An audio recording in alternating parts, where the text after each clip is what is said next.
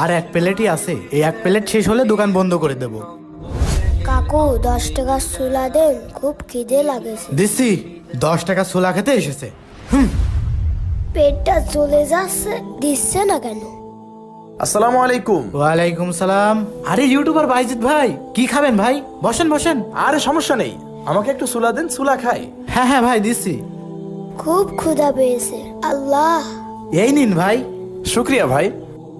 কাকু আমার খিদে লেগেছে, আমাকে দিলেন না? আরে যা যা, ফুরাই গেছে। এই নে তোর টাকা। মা ফোন দিয়েছে। হ্যাঁ মা, আমি এক্ষুনি আসছি।